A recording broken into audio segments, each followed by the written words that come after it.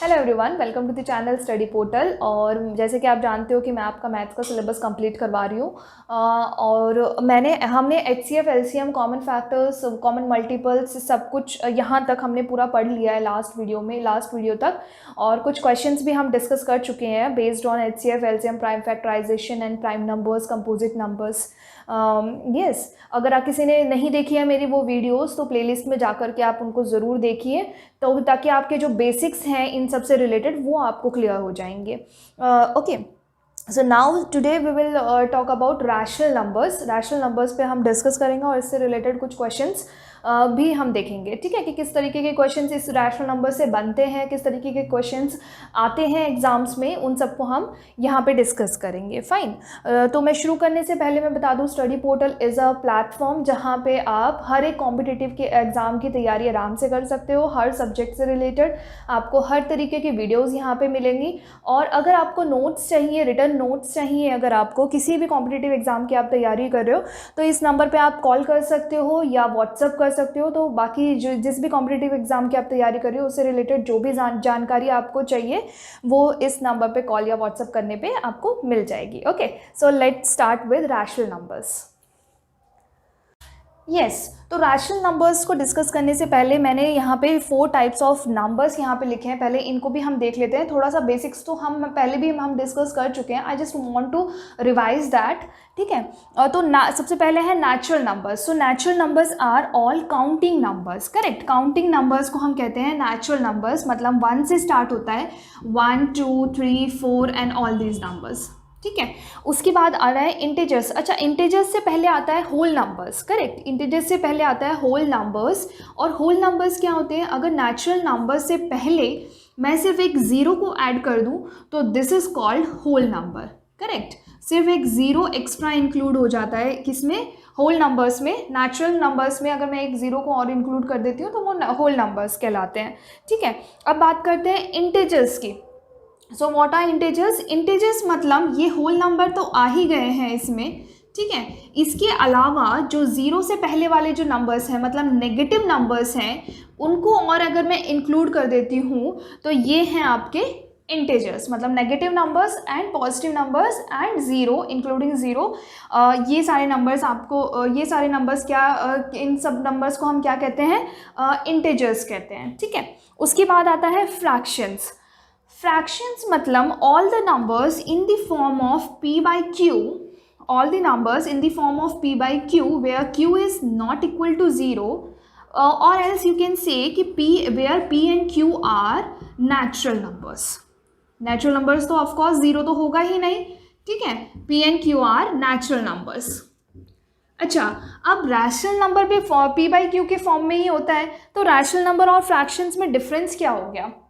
Right, rational number और fraction में क्या डिफरेंस है? अब रैशनल नंबर में क्या होता है? p by q, all the numbers which are in the form of p by q where p and q are integers. ठीक है, डिफरेंस समझ आया? ऊपर वाले में p और q जो है वो क्या है?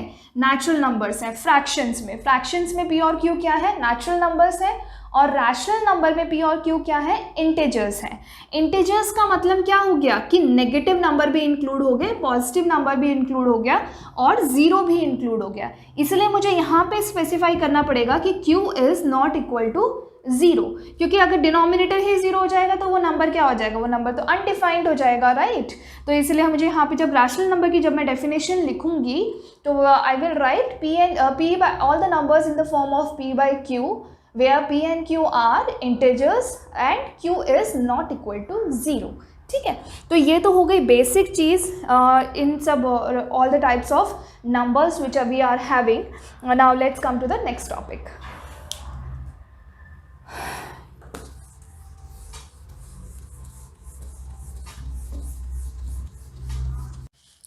Yes, so the next topic is positive rational number और नेगेटिव रैशनल नंबर. ठीक है, पॉजिटिव रैशनल नंबर्स क्या हैं और नेगेटिव रैशनल नंबर्स क्या हैं? तो देखो, पॉजिटिव रैशनल नंबर्स मतलब ये तो हमें पता है कि रैशनल नंबर क्या है? p बाई क्यू के फॉर्म में, जहाँ पे p और q क्या है? इंटीजर्स हैं. राइट, तो इसका मतलब p और q दोनों ही नेगेटिव भी हो सकते हैं और पॉजिटिव भी हो सकते हैं. करेक्ट। अब हमें जब पॉजिटिव चाहिए, इसका मतलब हमें पता है कि या तो दोनों न्यूमरेटर और डिनोमिनेटर दोनों ही नेगेटिव हों, करेक्ट, ताकि नेगेटिव से नेगेटिव कैंसिल हो जाए और ये आ जाए आपके पास एक पॉजिटिव रैशनल नंबर, राइट। या फिर दूसरा है ऑप्शन कि दोनों ही क्या हों, आपके पॉजिटिव इंटेजर्स हों, ताकि वो ऑलरेडी क्या होगा, पॉजिटिव होगा। पॉजिटिव न्यूमरेटर और डिनोमिनेटर दोनों ही पॉजिटिव है, इसका मतलब ऑफ कोर्स वो तो पॉजिटिव है ही रैशनल नंबर। अगर दोनों नेगेटिव हैं तो उस केस में भी वो जो रैशनल नंबर होगा वो क्या होगा, वो पॉजिटिव रैशनल नंबर होगा, क्योंकि दोनों नेगेटिव क्या हो जाते हैं, दोनों माइनस के साइन जो होते हैं वो कैंसिल हो जाते हैं, correct. Now come to negative rational number. Negative rational number मतलब ऐसा नहीं है कि सिर्फ न्यूमरेटर के साथ ही अगर नेगेटिव लगा हुआ हो तो ही वो नेगेटिव रैशनल नंबर होगा, नहीं, क्यों, बल्कि अगर डिनोमिनेटर के साथ भी नेगेटिव लगा हुआ है तो भी वो नेगेटिव रैशनल नंबर ही है, ठीक है। मतलब या तो न्यूमरेटर के साथ माइनस लगा हुआ हो या डिनोमिनेटर के साथ, दोनों में से किसी एक के साथ माइनस साइन अगर लगा हुआ है तो that rational number is negative rational number, ठीक है। अब एक और चीज़ क्या है, जब आपके पास डिनोमिनेटर में अगर यहाँ पे इस तरीके से माइनस लगा हुआ होता है तो आप इसको हटा करके ऊपर भी लगा सकते हो, ठीक है, वो शिफ्ट हो जाता है, उसमें कुछ कोई वो नहीं है, दिक्कत नहीं है। तो नीचे वाला माइनस है तो उसको ऊपर लगा सकते हो, ताकि कोई कंफ्यूजन ना रहे कि ये माइनस तो नीचे है, मैं इसको कैसे ऊपर, ये वाला जो कंफ्यूजन होता है ना, ये कंफ्यूजन नहीं रहेगा। तो जब भी आपके पास नीचे माइनस हो तो उसको आप ऊपर शिफ्ट कर सकते हो, that doesn't make any difference in the rational number, correct. तो मतलब दोनों ही नेगेटिव हो या दोनों पॉजिटिव हो, उस केस में रैशनल नंबर क्या होगा, पॉजिटिव रैशनल नंबर होगा। अगर या तो न्यूमरेटर अकेला नेगेटिव हो या डिनोमिनेटर अकेला नेगेटिव हो, उस केस में वो रैशनल नंबर क्या होगा, नेगेटिव रैशनल नंबर होगा, ठीक है। So let's come to the next topic.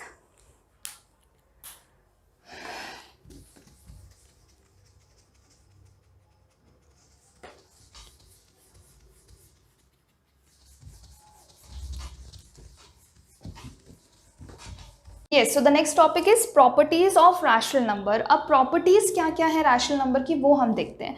सिर्फ 3 ही प्रॉपर्टी है, बहुत ही इजी सी प्रॉपर्टीज हैं इसकी रैशनल नंबर्स की। और वो क्या है, मान लो अगर आपके पास कोई भी रैशनल नंबर है, ठीक है, उस रैशनल नंबर में आप चाहे किसी भी नंबर से डिनोमिनेटर और न्यूमरेटर में अगर आप मल्टीप्लाई करते हो सेम नंबर से, मतलब अगर आप ऊपर 2 से मल्टीप्लाई कर रहे हो तो नीचे भी 2 से ही मल्टीप्लाई करना है, ठीक है। तो इस केस में उस रैशनल नंबर पे कोई फर्क नहीं पड़ता है, मतलब 2/3 is equal to 4/6। You can multiply with any number in the numerator and the denominator with the same number, बस सेम नंबर होना चाहिए, ठीक है। किसी भी सेम नंबर से अगर आप न्यूमरेटर और डिनोमिनेटर में मल्टीप्लाई करते हो तो उस रैशनल नंबर पे कोई फर्क नहीं पड़ता है, ठीक है। Same property you have learned in fractions also, ठीक है। अब दूसरी प्रॉपर्टी क्या है, अगर आप किसी भी सेम नंबर से डिनोमिनेटर और न्यूमरेटर में डिवाइड करते हो, उस केस में भी उसमें कोई फर्क नहीं पड़ता है, वो क्या है, इक्विवेलेंट है, ठीक है। तो ये यहाँ पे क्या आ जाएगा, 16 आ जाएगा, यहाँ आ जाएगा 10, मतलब 32/20 इज इक्वल टू 16/10, ठीक है। अब थर्ड प्रॉपर्टी जो है बिल्कुल सेम इसी से ये थर्ड प्रॉपर्टी आती है कि अगर मान लो मुझे दो रैशनल नंबर दे दिया जाता है, ये 3/2 दे दिया और यहाँ पे 6/4 लिख दिया मेरे को, ठीक है।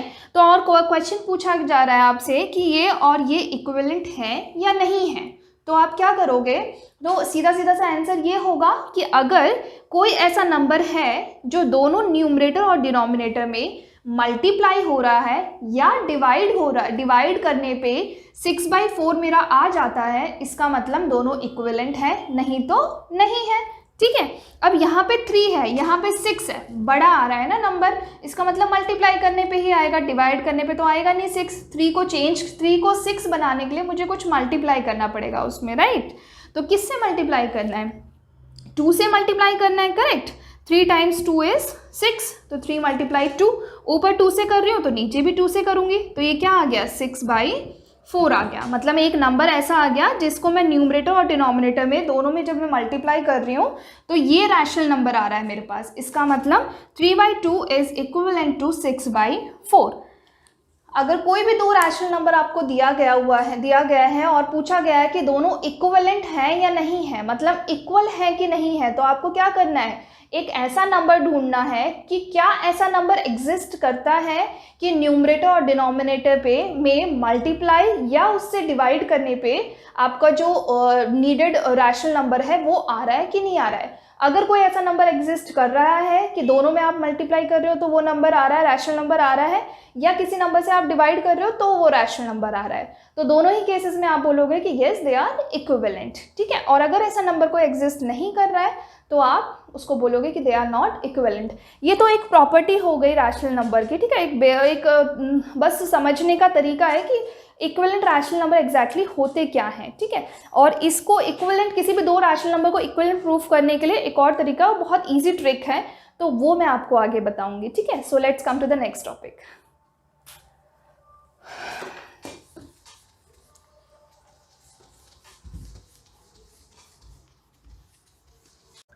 Yes, so let's come to the questions. के क्वेश्चंस जो हैं बहुत ही बेसिक से मैंने स्टार्ट किया, बहुत ही छोटे छोटे जो क्वेश्चंस आप 7th क्लास में पढ़ के आ चुके हो वही मैं ले रही हूँ। पहले इन सब चीज़ों को हम क्लियर करेंगे, फिर हम कुछ क्वेश्चंस इन्हीं सब में से बस इन्हीं क्वेश्चंस को थोड़ा सा घुमा फिरा के एग्जाम में दे दिया जाता है, ठीक है। उसी में हम कंफ्यूज हो जाते हैं क्योंकि हमें बेसिक क्वेश्चंस, जो बेसिक चीज़ें हमने जो पढ़ी थी 7th क्लास में वो हमें याद नहीं होती है। तो आई जस्ट वांट कि जो बेसिक एकदम छोटे छोटे क्वेश्चंस जो थे हमने पढ़े थे 7th क्लास में, पहले हम उन सबको डिस्कस करें, फिर हम कुछ क्वेश्चंस लेंगे जो एग्जाम में आ चुके हैं, फिर हम उस पर डिस्कस करेंगे, ठीक है। तो let's come to the first question. First question है आपका, write 4 equivalent rational number of 3/4। आपको 3/4 के 4 इक्विवेलेंट रैशनल नंबर लिखने हैं, करेक्ट। तो अभी भी मैंने आपको बताया कि किसी भी रैशनल नंबर में किसी भी सेम नंबर से अगर आप न्यूमरेटर और डिनोमिनेटर दोनों में मल्टीप्लाई करते हो तो उस पर फर्क नहीं पड़ता, they are same and equal, correct.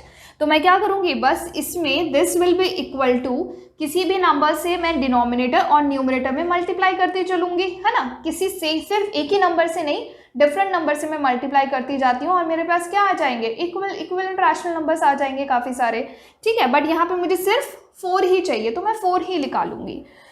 आप भी मुझे निकाल करके कमेंट करके मुझे बताओ कोई भी 4 इक्विवेलेंट रैशनल नंबर, फटाफट से मुझे इसका आपको बताना है कमेंट सेक्शन में। तो यहाँ पे देखो, यहाँ पे क्या आ जाएगा, जो मैं बता रही हूँ उससे कुछ अलग बताना है आपने। तो यहाँ पे 3 × 2, मैं 2 से स्टार्ट कर रही हूँ, तो 3 × 2 is 6, 4 × 2 is 8। So I got 1 rational number, 1 equivalent rational number, ये और ये इक्वल है।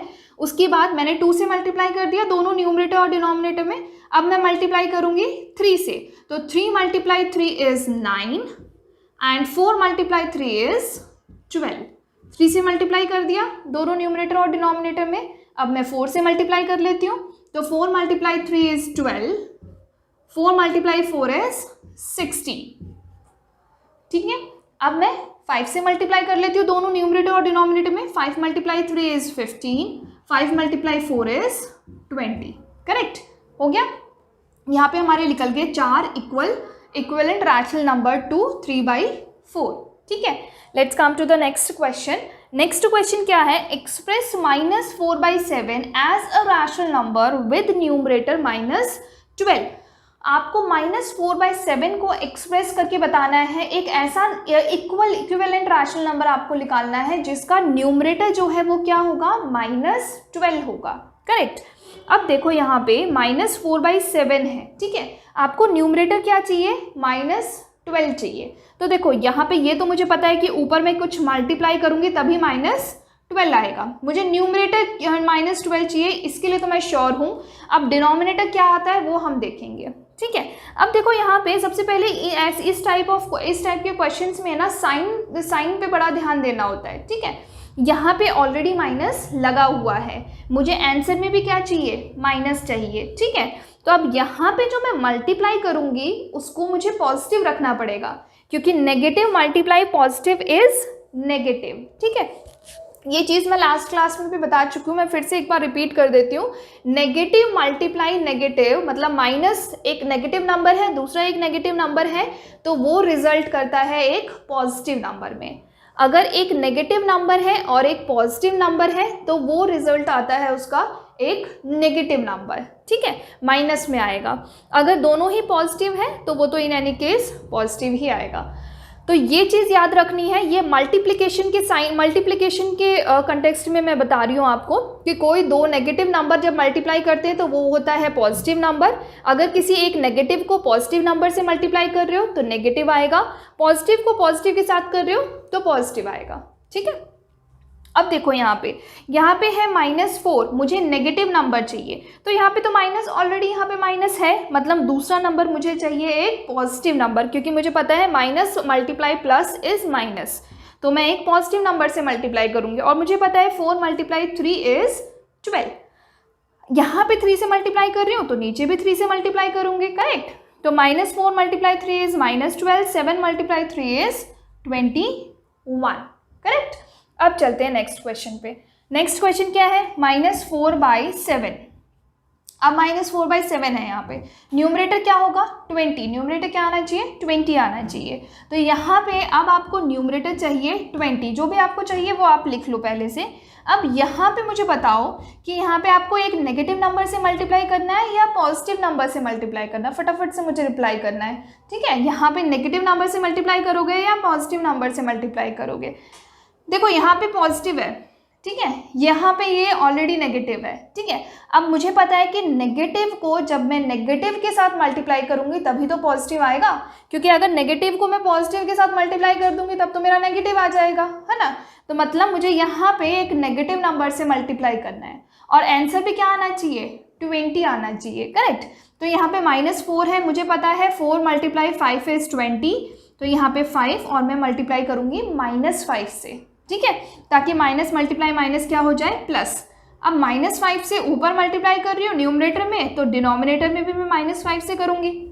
ठीक है, तो 7 × 5 क्या हो जाएगा -35, 7 × -5 क्या हो जाएगा -35 हो जाएगा। तो इसका आंसर क्या आ गया 20/-35, इसको आप -20/35 भी लिख सकते हो, फाइन। तो ये आ गया आपका आंसर जो आपको चाहिए था। ओके, एक मिनट, यहाँ पर 20 बोला गया है क्वेश्चन में, तो आप इसको 20 इस तरीके से नहीं लिखोगे, क्योंकि क्वेश्चन में ही बोला गया है कि न्यूमरेटर आपको 20 ही चाहिए, तो आप इस माइनस को यहाँ पे शिफ्ट नहीं करोगे, यहीं तक रहने दोगे और ये हो जाएगा आपका फाइनल आंसर। ठीक है, so I hope you understood this. Let's come to the next topic.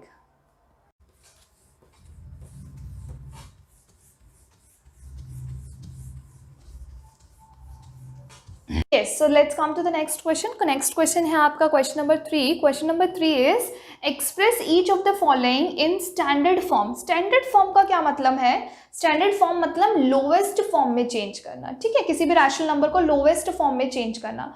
अब lowest form का मतलब क्या है कि आपको न्यूमरेटर और डिनोमिनेटर में कोई भी कॉमन फैक्टर नहीं होना चाहिए, मतलब कोई भी ऐसा नंबर नहीं होना चाहिए जो दोनों न्यूमरेटर और डिनोमिनेटर को डिवाइड करे, कंप्लीटली डिवाइड करे, correct. This is called standard form of any rational number. ठीक है, तो अब यहाँ पे देखो फर्स्ट नंबर क्या है, फर्स्ट रैशनल नंबर क्या है 21/35। तो आप यहाँ पे देखो इसमें कुछ कॉमन फैक्टर्स हैं, कुछ नंबर्स हैं ऐसे जो 21 और 35 को डिवाइड करते हैं, दोनों को डिवाइड कर देंगे कम्प्लीटली, है ना। तो मुझे बताओ एक बार कि कौन सा नंबर ऐसा है जो दोनों को डिवाइड कर देगा, 21 और 35 को भी डिवाइड करेगा। ठीक है, अच्छा ठीक है। अब स्टैंडर्ड फॉर्म में चेंज करने के लिए आप क्या करोगे, इसका एक बहुत ही सिंपल सा तरीका है। आप पहले 2 से आप डिवाइड करो, फिर 7 से डिवाइड करो, फिर जो भी कॉमन फैक्टर बचता है उससे आप डिवाइड करते चलो या कैंसिल करते चलो। इससे बेटर है कि आप सबसे हाईएस्ट कॉमन फैक्टर उसका निकाल लो और उसको आप दोनों न्यूमरेटर और डिनोमिनेटर से डिवाइड कर दो, करेक्ट। तो 21 और 35 का आप देखो कि कॉमन फैक्टर है क्या, है ना। कॉमन फैक्टर क्या है, सिर्फ एक 7 ही है जो दोनों को डिवाइड कर रहा है। ठीक है, 7 3 = 21, 7 5 = 35। अब 3 और 5 का तो कोई कॉमन फैक्टर नहीं है, कोई भी नंबर 3 और 5 को दोनों को डिवाइड नहीं करता है। तो highest common factor of 21 and 35 क्या हो गया 7 हो गया, मतलब HCF ऑफ 21 एंड 35 क्या आया हमारे पास 7 आया। तो अब इस 7 से मैं डिवाइड कर दूंगी दोनों न्यूमरेटर और डिनोमिनेटर को। तो डिवाइड करूंगी यहाँ पे न्यूमरेटर को भी 7 से और डिनोमिनेटर को भी 7 से डिवाइड कर दूंगी। ठीक है, तो 21 / 7 will give you 3 and 35 / 7 will give you 5। तो ये हो गया आपका लोवेस्ट फॉर्म, मतलब स्टैंडर्ड फॉर्म ऑफ 21/35, क्योंकि आप 3 और 5 में कोई भी कॉमन फैक्टर नहीं है, ठीक है। So this is the answer of this one. Let's come to the next one. Same वही करेंगे हम, 32 और 40 है यहाँ पे, 32 और 40 का HCF निकालेंगे। 32 और 40, सबसे पहले तो मुझे पता है कि दोनों का जो कॉमन फैक्टर है वो क्या है, 2 है, तो 2 से हम स्टार्ट करते हैं। 16 यहाँ आ जाएगा 20, फिर से 2 से जाएंगे दोनों, तो 8 आ गया, यहाँ आ गया 10, फिर से जाएंगे 2 से, 2 4 ज़ा 8, 2 5 ज़ा 10, अब नहीं जाएंगे, है ना। 4 और 5 का आपको एक कॉमन फैक्टर नहीं है, 4 और 5 को कोई कॉमन फैक्टर नहीं है, तो 2 2 ज़ा 4, 4 2 ज़ा 8, 8 आ गया आपका क्या, HCF आ गया इन दोनों नंबर्स का। तो अब आप क्या करोगे, 8 से डिवाइड कर दोगे। तो फटाफट से मुझे आंसर बताओ कमेंट में कि कितना आएगा आंसर। आप जब 8 से डिवाइड करोगे न्यूमरेटर को और डिनोमिनेटर को, तो कितना आएगा, 32 divided by 8 is 4, 40 divided by 8 is 5। तो स्टैंडर्ड फॉर्म ऑफ -32 अपॉन 40 क्या आ गया आपका, -4/5। Okay, so I hope you understood this question. Let's come to the next question. तो नेक्स्ट क्वेश्चन क्या है, check whether these two rational numbers are equal rational number. ठीक है, आपको चेक करना है कि ये दोनों रैशनल नंबर इक्वल है या नहीं है।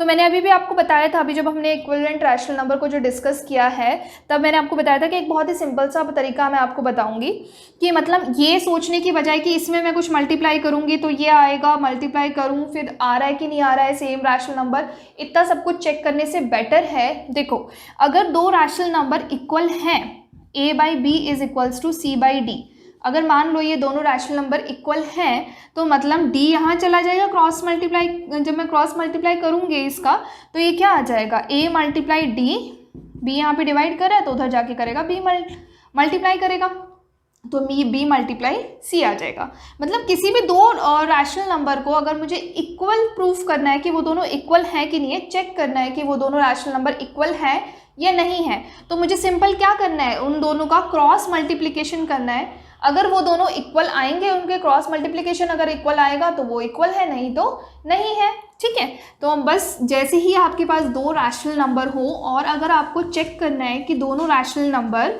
इक्वल है या नहीं है, तो आप क्या करोगे, देखो यहाँ पे -15 है, यहाँ पे 18 है, यहाँ पे 5 है, -6 है, -15/18, 5/-6, बस आप क्रॉस मल्टीप्लाई कर दो। तो -15 मल्टीप्लाई -6 और 18 मल्टीप्लाई 5, तो देखो कितना आ रहा है, 6 5 ज़ा 30, 6 1 ज़ा 6, 7 8 9, और यहाँ पे देखो कितना आ जाएगा, यहाँ पे भी 90 आ रहा है। ठीक है, तो दोनों क्या आ रहे हैं, दोनों इक्वल है, इसका मतलब ये दोनों रैशनल नंबर जो हैं वो क्या है, इक्वल है। ठीक है, इक्विवेलेंट है। अगर यहाँ पे 90 नहीं है, मतलब यहाँ पे अगर सेम नहीं आ रहे होते तो आप बोलते हैं कि both the rational numbers are not equal. ठीक है, so I hope you understood this. Let's come to the next topic.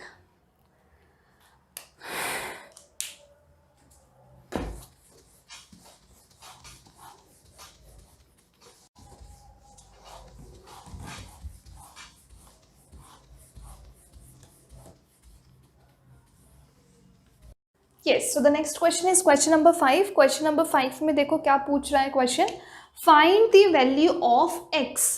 ठीक है, find the value of x, यहाँ पे x की वैल्यू पूछ रहा है, मतलब यहाँ पे इसकी वैल्यू पूछ रहा है, मैं इसको हटा ही दूंगी। ठीक है, इसको आप इसको सॉल्व करोगे, x को इधर लेके, 8 को उधर लेके जाओगे, इसको उधर लेके जाओगे, इतना सब कुछ आपको करने की ज़रूरत नहीं है। बस आपको कैसे आ जाएगा आंसर, कैसे आएगा, यहाँ पे 8 लिखा हुआ है, यहाँ पे -24 लिखा हुआ है, जो गिवन है उस पर आपको ध्यान देना है। ठीक है, तो यहाँ पे 8 है, यहाँ पे -24 है, तो मैं 8 में क्या मल्टीप्लाई करूँ जिससे कि -24 आ जाए, करेक्ट।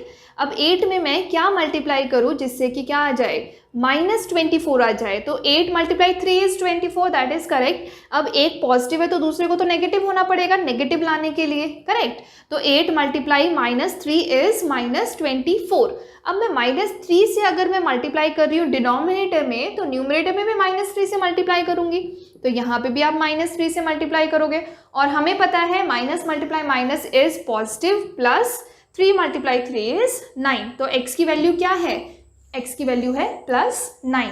9 मतलब, ठीक है। So let's come to the next question. Next question में भी सेम आपको यही करना है। यहाँ पे x को आपको, यहाँ पे आप x को हटा दोगे, यहाँ पे आपके पास है -1। अब -1 में मैं क्या मल्टीप्लाई करूँ जिससे कि 8 आ जाए, ठीक है। तो 1 × 8 इज 8, दैट इज करेक्ट। अब यहाँ पे मुझे पॉजिटिव चाहिए, यहाँ पे नेगेटिव है, तो इसको मुझे नेगेटिव करना पड़ेगा ताकि माइनस मल्टीप्लाई माइनस क्या आ जाए, प्लस आ जाए। तो अगर मैं -8 से मल्टीप्लाई कर रही हूँ न्यूमरेटर में, तो -8 से मुझे डिनोमिनेटर में भी करना पड़ेगा। तो 5 × -8 विल बी -40, मतलब x की वैल्यू क्या आ गई, -40 आ गई, ठीक है। तो ये तो हो गया फर्स्ट क्वेश्चन, जहाँ पे जो भी आपको चाहिए होता है, जो भी पूछा गया है क्वेश्चन में, उसको x लिख दिया गया है, ठीक है। तो आप x की वैल्यू फाइंड करोगे, क्रॉस मल्टीप्लाई, इतना सब कुछ नहीं करना है, जैसे मैंने अभी आपको बताया है, आपको वैसे करना है सॉल्व अब से, ठीक है। अब देखते हैं नेक्स्ट क्वेश्चन। नेक्स्ट क्वेश्चन में क्या है, यहाँ पे इसको x नहीं बोला गया है, कुछ भी मतलब कोई भी वेरिएबल नहीं दिया गया है यहाँ पे, बस आपको उनकी वैल्यूज निकालनी है, जैसे हमने ऊपर निकाल लिया अभी, ठीक है। तो यहाँ पे देखो 5 हो गया आपका 20, मतलब 5 में आपने मल्टीप्लाई किया 4, 5 × 4 इज 20। 4 आप अगर डिनोमिनेटर में मल्टीप्लाई कर रहे हो तो न्यूमरेटर में भी 4 मल्टीप्लाई करोगे, करेक्ट। तो -9 × 4 विल बी -36, ठीक है, ये हो गया। अब देखते हैं नेक्स्ट में आपको न्यूमरेटर दिया हुआ है, डिनोमिनेटर पूछा गया है। तो -9 से 27 कैसे आया, -9 में मैंने क्या मल्टीप्लाई किया जिससे कि 27 आ गया, ठीक है। तो -9 में मैं -3 मल्टीप्लाई करूंगी +27 लाने के लिए, है ना। माइनस है यहाँ पे, मुझे प्लस चाहिए, तो माइनस से मल्टीप्लाई करूंगी ताकि माइनस मल्टीप्लाई माइनस प्लस हो जाए। यहाँ पे साइन का बहुत ध्यान रखना है जब आप रैशनल नंबर्स और इंटीजर्स आप कर रहे हो लेसन, ठीक है। तो उसमें आपको साइन का बहुत ध्यान रखना है, क्योंकि साइन की ही मोस्टली मिस्टेक होती है, ठीक है। तो यहाँ पे -3 से अगर मैं न्यूमरेटर में मल्टीप्लाई कर रही हूँ तो -3 से डिनोमिनेटर में भी मल्टीप्लाई करना पड़ेगा। तो 5 × -3 विल बी -15, तो ये भी सॉल्व हो गया, ठीक है। अब ये देखते हैं कि इसकी वैल्यू क्या आएगी। इसमें भी क्या है, न्यूमरेटर दिया हुआ है ना, न्यूमरेटर दिया हुआ है, 9 में क्या मल्टीप्लाई करूँ, -9 में क्या मल्टीप्लाई करूँ जिससे कि -45 आ जाए। अब यहाँ पे माइनस ऑलरेडी है ना, यहाँ पे भी माइनस है, तो यहाँ पे आप पॉजिटिव ही रखोगे इसे, क्योंकि negative multiply positive is negative, ठीक है। तो -9 × 5 इज -45। अगर 5 आप न्यूमरेटर में मल्टीप्लाई कर रहे हो तो डिनोमिनेटर में भी 5 से मल्टीप्लाई करोगे, तो 5 × 5 विल बी 25। अब नेक्स्ट वाला जो है आपको मुझे फटाफट से करके कमेंट में आंसर करना है कि क्या क्या आंसर्स आएंगे उसके, ठीक है। इस क्वेश्चन का आपको मुझे कमेंट में आंसर करके बताना है। Just pause this video and आप इसको सॉल्व करके खुद से कमेंट करके मुझे बताओ कि इसका आंसर क्या आएगा, ठीक है। Okay, now let's see. -6 को -18 में कन्वर्ट कर दिया गया है, तो यहाँ पे नेगेटिव है, यहाँ पे भी नेगेटिव है, मतलब इसको मैंने किसी पॉजिटिव नंबर से मल्टीप्लाई किया हुआ। 6 × 3 = 18, -6 × 3 इज -18। 3 से अगर मैं न्यूमरेटर में मल्टीप्लाई कर रही हूँ तो डिनोमिनेटर में भी मैं मल्टीप्लाई करूँगी, तो ये आ गया आपका 33, ठीक है। अब नेक्स्ट देखते हैं। अब नेक्स्ट में जो है डिनोमिनेटर दिया गया है आपको, तो 11 में मैं क्या मल्टीप्लाई करूँ जिससे कि 44 आ जाए। तो 11 × 4 इज 44। 4 को मैं डिनोमिनेटर में मल्टीप्लाई कर रही हूँ तो न्यूमरेटर में भी मल्टीप्लाई करना पड़ेगा। -6 × 4 इज -24, तो इसका आंसर आ गया आपका -24। तो I hope you understood this both these questions and let's come to the next topic.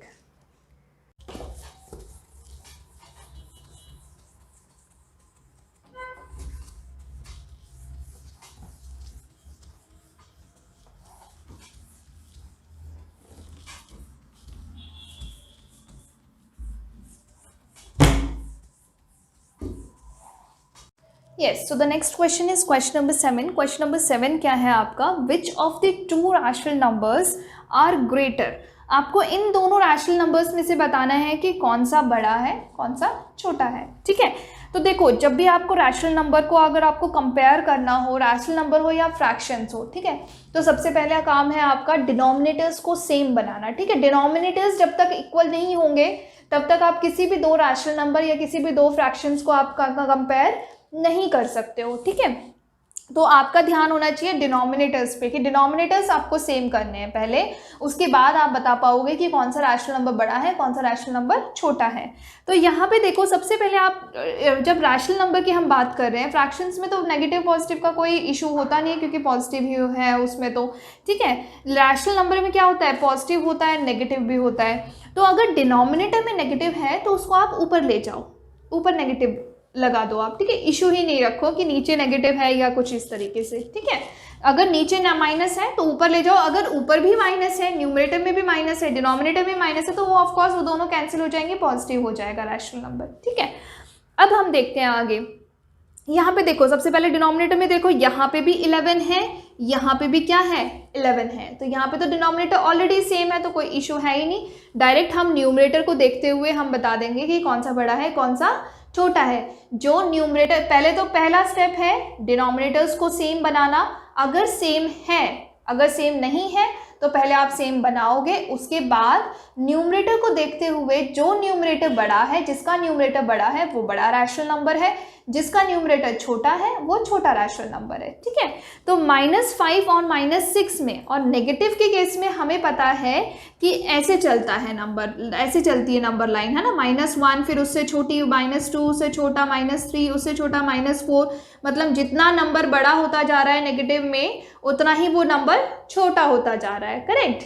मतलब पॉजिटिव जो टर्म है, पॉजिटिव नंबर जो है उसको अगर हम देखें तो जितनी उसकी डिजिट बढ़ती जा रही है उतना ही नेगेटिव नंबर छोटा होता जा रहा है। तो -5 और -6 में से कौन सा बड़ा होगा, -5 बड़ा होगा, जो छोटा है वो बड़ा है नेगेटिव के केस में, है ना। डिजिट जो बड़ी है वो छोटी है, जो छोटी है वो बड़ी है नेगेटिव नंबर्स के केस में। अब यहाँ पे देखो, यहाँ पे फिर से क्या है, यहाँ पे भी 9 है, यहाँ पे भी 9 है, दोनों के डिनोमिनेटर्स सेम है। तो अगेन मैं सिर्फ न्यूमरेटर को देखते हुए बता दूंगी कि कौन सा बड़ा है कौन सा छोटा है। एक नेगेटिव नंबर है, एक पॉजिटिव नंबर है, इसमें तो मुझे कुछ सोचना ही नहीं है, जो पॉजिटिव है वही बड़ा होगा, ठीक है। Now let's come to the next one. Next यहाँ पे क्या है, यहाँ पे ये नेगेटिव है तो इसको नेगेटिव को हटा के मैं लगा दूंगी ऊपर। अब यहाँ पे दोनों डिनोमिनेटर्स इक्वल नहीं है, तो अब इसको इक्वल कैसे बनाना है, मतलब किस नंबर में चेंज करना है, किस नंबर में दोनों को चेंज करके इक्वल बनाना है, तो वो होगा इन दोनों का एलसीएम, ठीक है। अब आप इन दोनों का निकालोगे एलसीएम, क्योंकि 9 और 8 दोनों ही को प्राइम नंबर है, मतलब इन दोनों के बीच कोई भी कॉमन फैक्टर नहीं है, तो डायरेक्टली मैं मल्टीप्लाई कर सकती हूँ 9 × 8 विच इज 72। तो मतलब 9 को और 8 को मुझे 72 बनाना है, तो 9 को 72 बनाने के लिए यहाँ पे 8 से मल्टीप्लाई करूँगी, यहाँ पे 9 से मल्टीप्लाई करूँगी। यहाँ पे नीचे अगर 8 से कर रही हूँ तो ऊपर भी 8 से करना पड़ेगा, यहाँ पे भी 9 से करना पड़ेगा, ठीक है। तो ये क्या आ जाएगा, ये आ जाएगा आपका -56, ठीक है। नीचे तो 72 ही आएगा, यहाँ पे आ जाएगा -45, नीचे आ गया 72। दोनों ही नेगेटिव नंबर्स है ना, अब डिनोमिनेटर दोनों के हो गए सेम। अब हम न्यूमरेटर को देखते हुए कंपेयर कर सकते हैं, तो दोनों ही क्या है, नेगेटिव नंबर है, दोनों नेगेटिव नंबर है, तो जो बड़ा है, जो छोटा है वो बड़ा होगा और जो बड़ा है वो छोटा होगा, ठीक है। तो आ गया हमारा आंसर कि -5/8 इज ग्रेटर देन -7/9, ठीक है। Now let's come to the next one. यहाँ पे नीचे डिनोमिनेटर में माइनस है, तो सबसे पहला स्टेप यही है कि न्यूमरेटर डिनोमिनेटर से माइनस हटा करके आप ऊपर लगा दोगे। अब देखते हैं 8 और 5। 8 और 5 को भी आपको सेम बनाना है, और आप देख सकते हो कि 8 और 5 में भी कोई भी कॉमन फैक्टर नहीं होता है ना, नहीं है, मतलब कोई भी कॉमन फैक्टर 8 और 5 में। तो 8 × 5 इज 40, तो इसे भी आप 40 बनाओ, मल्टीप्लाई 8, इसे भी आप 40 बनाओ बाय मल्टीप्लाइंग विद 5। अब डिनोमिनेटर में 8 से कर रहे हो तो न्यूमरेटर में भी 8 से करोगे, यहाँ पे डिनोमिनेटर में 5 से कर रहे हो तो न्यूमरेटर में भी 5 से करोगे। तो ये तो आ गया -35/40, और ये आ जाएगा -32/40, करेक्ट। नेगेटिव है ना, दोनों ही नेगेटिव है, तो जो बड़ा है वो छोटा होगा, जो छोटा है वो बड़ा होगा। मतलब यहाँ पे क्या आया आंसर, -4/5 इज ग्रेटर देन -7/8, ठीक है। So I hope you understood this question. Let's come to the next question.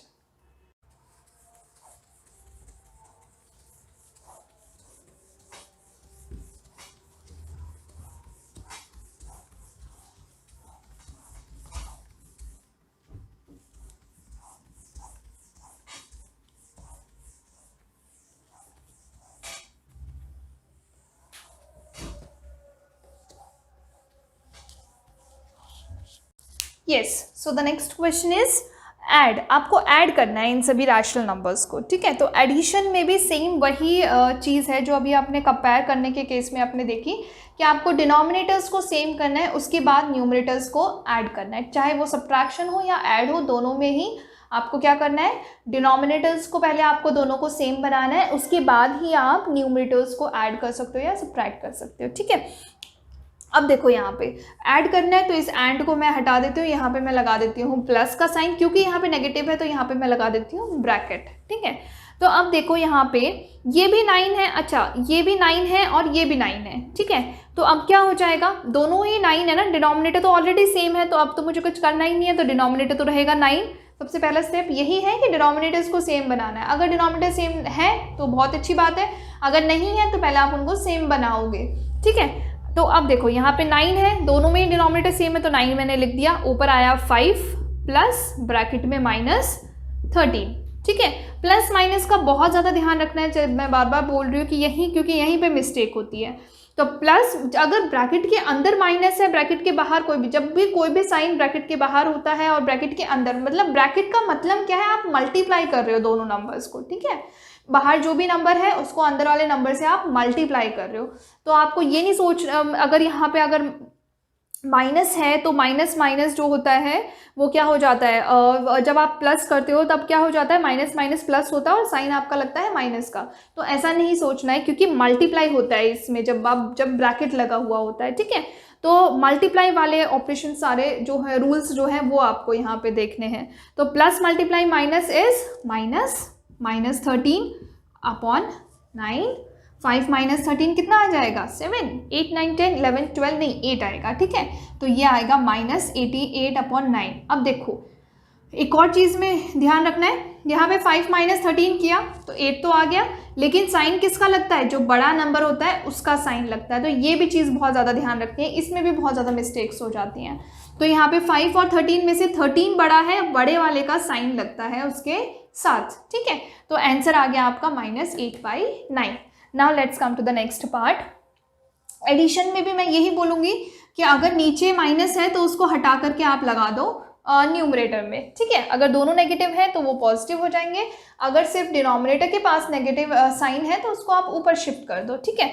तो आपके लिए इजी हो जाएगा वो करना फटाफट। तो 11 तो दोनों ही सेम है, इसमें भी डिनोमिनेटर दोनों सेम है, तो ऊपर आ जाएगा आपका -7 + 3। अब माइनस प्लस होता है माइनस, और 7 - 3 इज 4, क्योंकि 7 बड़ा है और उसके साथ माइनस लगा हुआ है, तो आंसर में आपका आएगा -4/11, ठीक है। Let's come to the next question.